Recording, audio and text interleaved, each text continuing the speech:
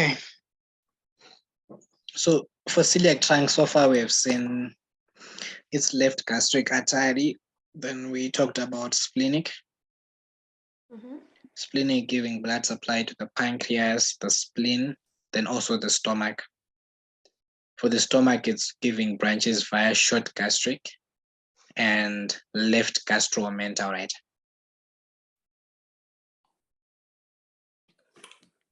Yes. Then the third branch of celiac trunk is this common hepatic artery. The word hepatic means? Liver. Liver, right? So this artery is going to the liver. But we're calling it common because it hasn't committed to the liver yet. It's going to give other branches before it gets to the liver, right? Which branches are they?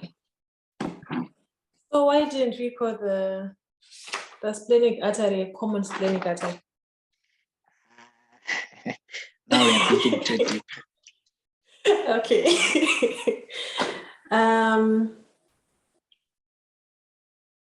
I think it gives rise to the, I'm not sure. Have you ever heard of people who die of acid? I know of acids, but I've never heard of people dying from acid. You're lying. There was a girl from Mambo who died from acid. What's her name? From your stream. I'm forgetting her name. No one died from our stream. Why didn't you say you left Mambo 2017? Yes. There's no one who died from your stream. No, there is. What's her name? Oh no, she's not. Oh, she's not from Mambo. Oh, sorry. Okay. What's the other school? Bwanda. Maybe. Yeah. So there's an artery here. So normally people with acids, acids are in the stomach. Right?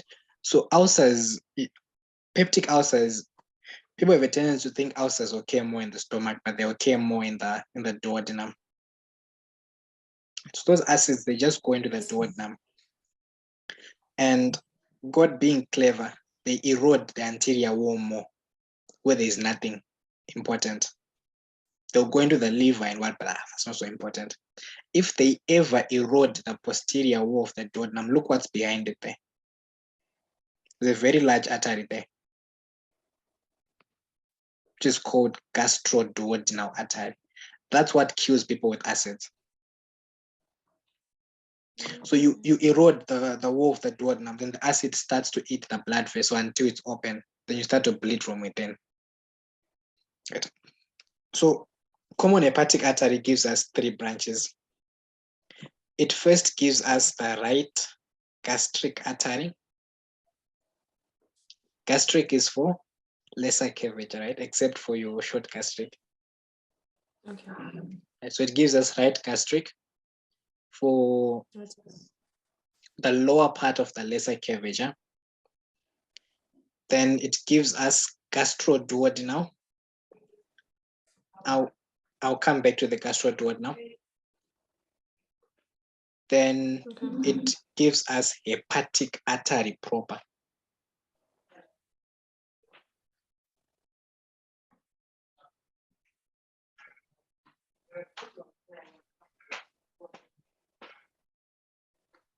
Right. So hepatic artery proper, meaning now it's for the liver proper. Right. Hepatic artery proper, before it goes into the liver, divides into a right hepatic artery and the left hepatic artery, because your liver is a right side and the left side. Whilst we are still there, there's the poor gallbladder, which is just sitting on the liver, the gallbladder. Where does its blood supply come from? I'm guessing it comes from the hepatic artery proper. No. Okay. It comes from right hepatic artery, specifically the right hepatic artery. Then, remember I talked about anatomic end arteries, where I'm saying an artery that has an anastomosis. Yes. For the gallbladder, it's quite like in the sense that some arteries from the thorax, they go down to the gallbladder. So you can block this one, but you won't have gangrene of the gallbladder because it is reinforcing arteries, which are collateral branches. Right. Okay. Then that branch that we skipped, this gastroduodenal. Gastroduodenal Yes. passes behind the duodenum. Right. And from its Yes. name, gastro means it's going to give blood supply to the stomach. Duodenal, it will give blood supply to the duodenum. Mhm. So gastroduodenal gives us right gastroepiploic, or we want gastromental, this one. Mhm. Gastromental. Right. Then it continues. Ah, Right. so it then supplies the lower part of the greater The cavity. lower part of the greater curvature now. Ah,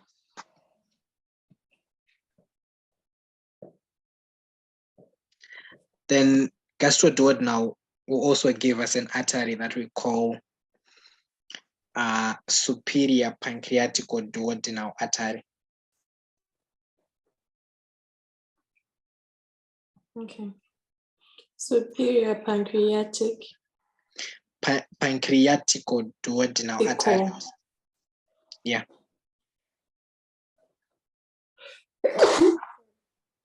Right.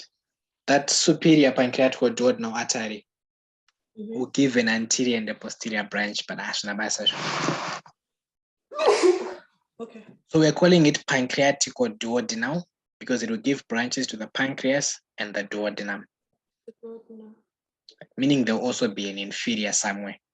But inferior doesn't come from this celiac system. It will come from the next system, which is superior mesenteric.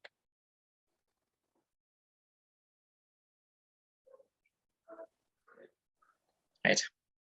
It comes from the superior mesenteric. Yeah, we'll talk about it shortly, don't worry. Then you ask me, Kuchindamboti, the inferior comes from where, and then I'll be stuck. So I need to know. Okay. Yeah, it's from superior mesenteric. Okay. All right. Then what else would I want to talk about this? So this is the blood supply for the foregut. And foregut is esophagus, stomach, duodenum, liver, then pancreas as well. Right. What about spleen?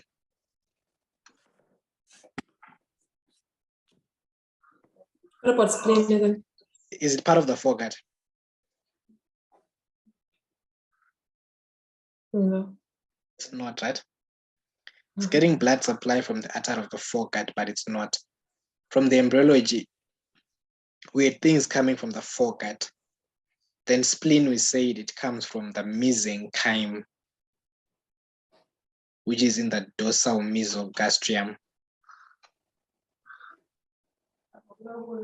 So spleen is mesenchyme. Embryology, my embryology is really bad. I need to work on it.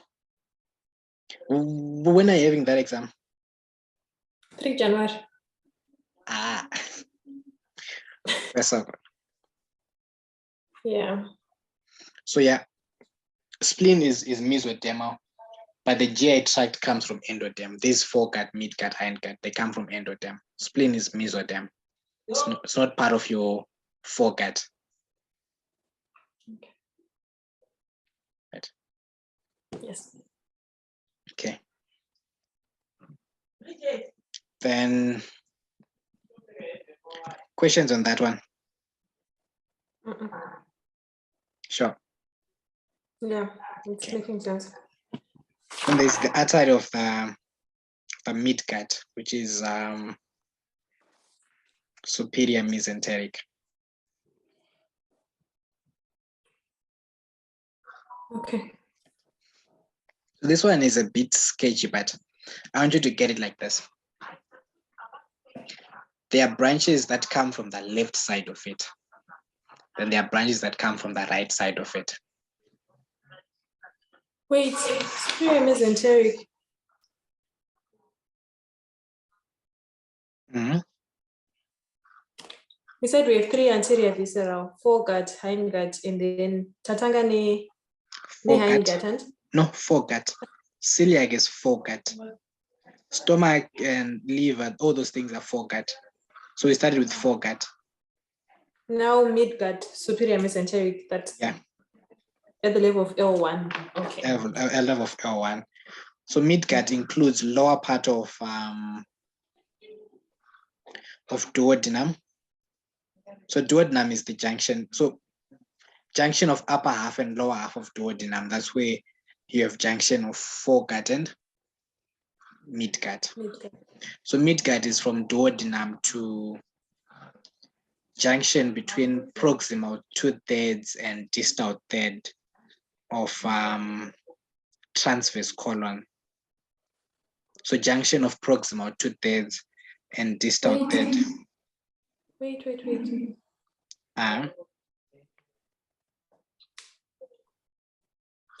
Okay, junction between what? Proximal 2/3 and distal third of your transverse colon.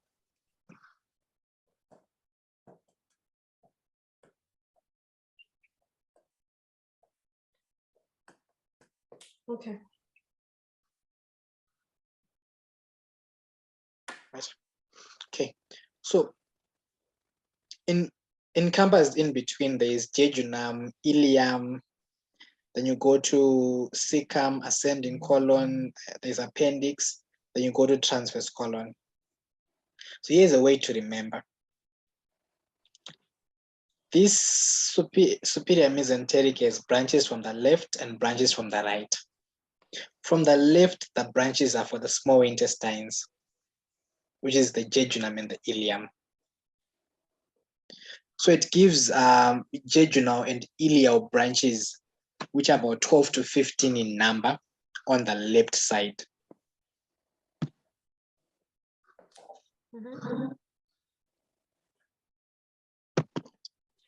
Then on the right, there'll also be two branches rather going to the small intestines, but they are not so big.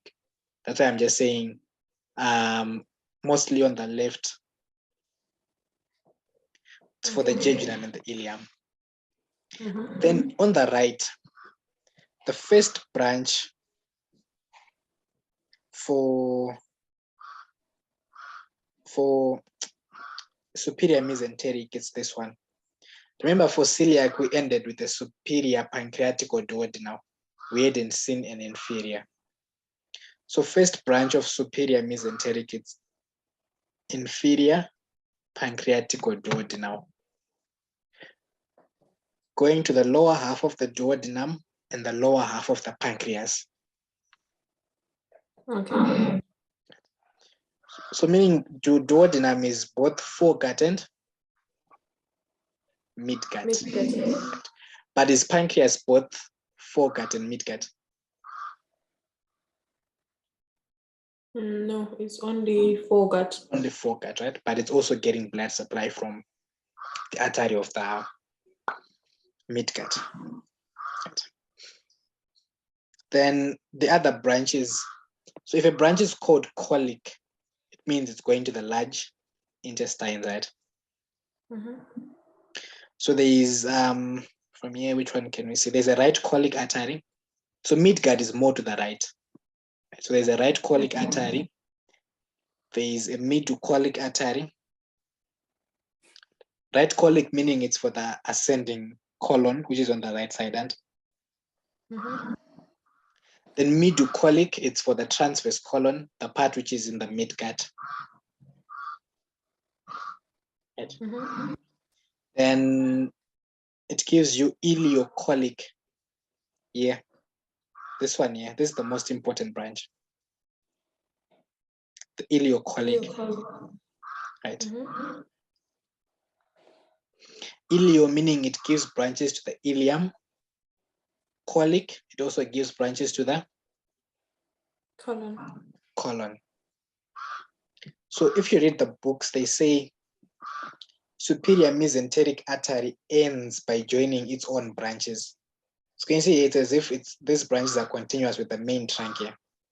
You can see anywhere where superior mesenteric will end. So superior mesenteric ends by joining the iliac branch of ileocolic. Let me try to draw so you can see it. Number one here, it's this ileocolic, which I've labeled number one. And yeah. Yes. So Yes. at this point, it's dividing into this one and this one. Right. So this one that is on top, this is your, these are the colic branches. Then this one that is below here, these are the iliac branches, because this is the ilium here. So this iliac branch of ileocolic is the one that anastomoses with this superior mesenteric. They end by joining. So it ends by joining its own branch. Right. The ileocolic. Yeah, the ileocolic. Then out of interest sake, you can look up something called superior mesenteric syndrome.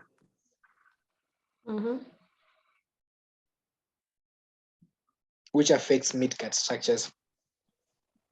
So there are a lot of things that can compress this artery, then you get superior mesenteric artery syndrome. Okay.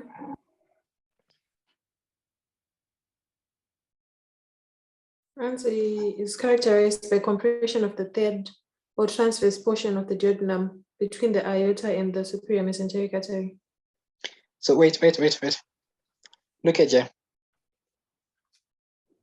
This is the superior mesenteric artery. Let me draw on the duodenum. This is the first, the one that is horizontal. This is the second, which is vertical. This is the third, which is horizontal again. Then the part that goes up here, that's the fourth. So can you see that the superior mesenteric artery, if the veins were there, it travels with the artery. They travel in front of this third part of the duodenum. So if you get problems with the duodenum, you can affect the superior mesenteric artery. And that's how you end up with SMA, which is your superior mesenteric syndrome. Right. But that's not the only cause. It's mostly compression by the duodenum, but can also be compressed by there's a ligament of Treitz. Oh, so we're saying in the syndrome, like we are compressing the third part, the duodenum, because it's between the artery, the aorta at the back, and then the mesenteric artery. Can be either way. Okay. You can compress it that way, or the duodenum enlarges and it somehow presses on the artery, which is forward. On the artery. Okay. Okay. Questions on this superior mesenteric? Yes. So the superior mesenteric, you said it's coming from abdominal aorta, right? So this is the abdominal aorta, and then there's the superior mesenteric, and then apapani pair divided into two at the level of the duodenum transverse third part. Wait, but who divided? Like, we said it gives rise to the left and the right side, and so per L4. What are aorta? Wait, are you talking about aorta or? No, I'm talking about the mesenteric artery. Oh, mesenteric artery. No, it's not dividing into two. These are branches. Oh, that's a branch. Yeah, they are branches. Okay.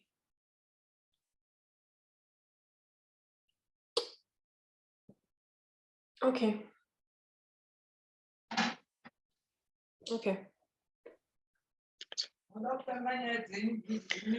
Then the other artery is this one, inferior mesenteric.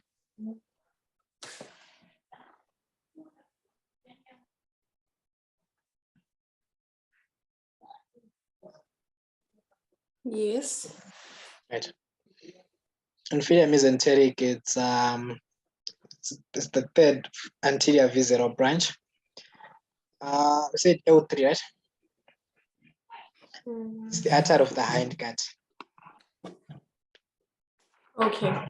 So it gives you branches for distal third of the transverse colon, descending colon, sigmoid colon, rectum going down. Right.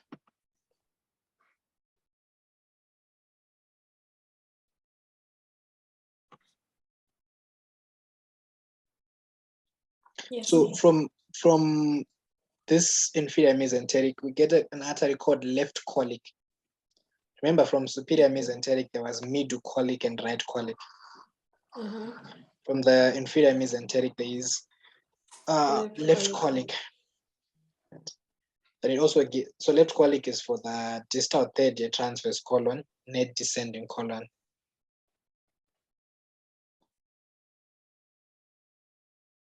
It's for the distal third of transverse colon and descending colon. okay. Then for the sigmoid colon, we get what we call sigmoid branches. So there are sigmoid branches of inferior mesenteric. Okay. Then this inferior mesenteric ends by changing name. So far we haven't seen it, but there are arteries where when they reach a certain point, they just change name. They're not branching or anything, they're just changing name. So it ends by becoming superior rectal artery.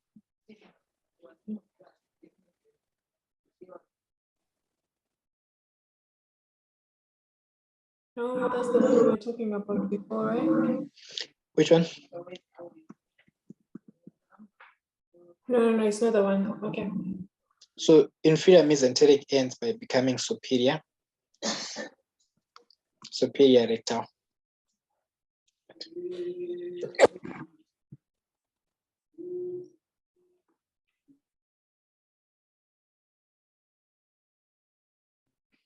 Then after everything has been said and done, can you see that these arteries look like they're all joined from the inferior mesenteric and superior mesenteric? They look like they're making this arc here. Right. So this whole arc, we call it the marginal artery. So marginal artery is now just these arteries having joined now. They form an arc, which is the marginal artery.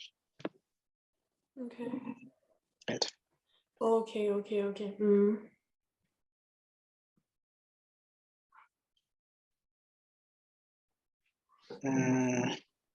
There was that picture that we used at first. Where did it go? Just remember, you saw the page somewhere.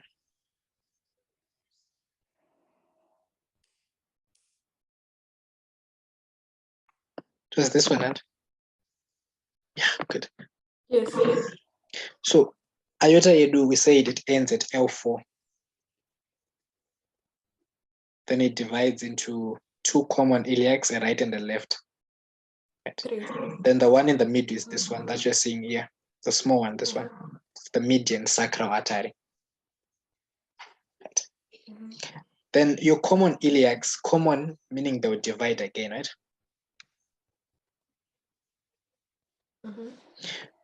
I now want to go back to Panambo to see my line paper. Tazonyora one is something. Yeah, you may have written something, but we didn't finish.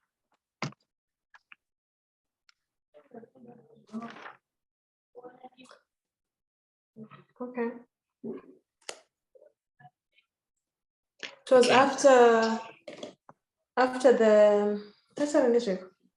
Okay, we said inferior epigastric branch of external iliac artery and then superior epigastric. That's what I wanted to show you now. Okay. So the common iliacs here, when they get to the pelvic brim, right? pelvic brim is the entrance into the pelvis. They divide into internal iliac and external iliac.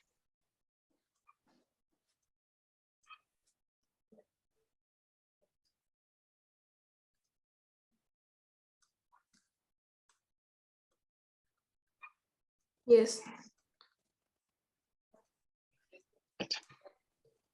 Internal iliac would describe it separately.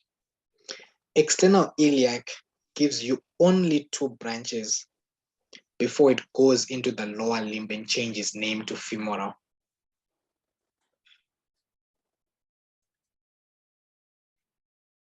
Okay, external iliac, it divides into 2 branches. No, it or gives us rise 2 to- branches. gives It gives two us 2 branches. Then it changes name to become femoral artery for the lower limb.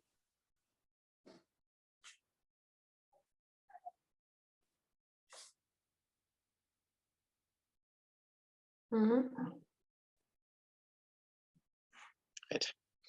Those 2 branches from the external iliac, they are branches of the anterior abdominal wall.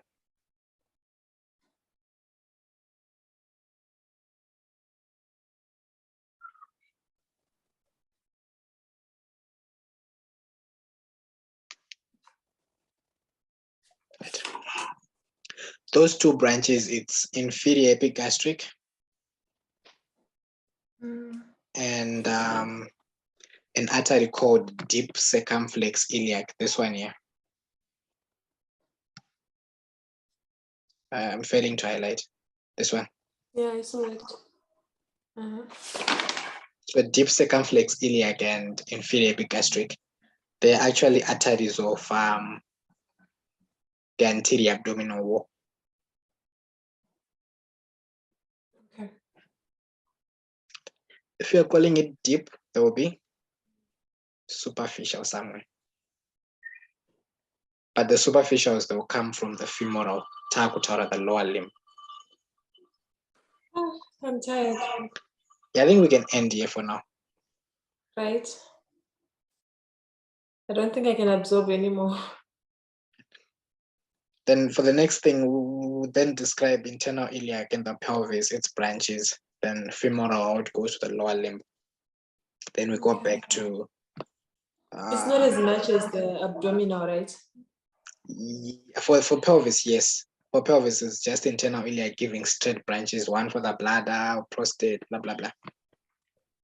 It's not as much as that.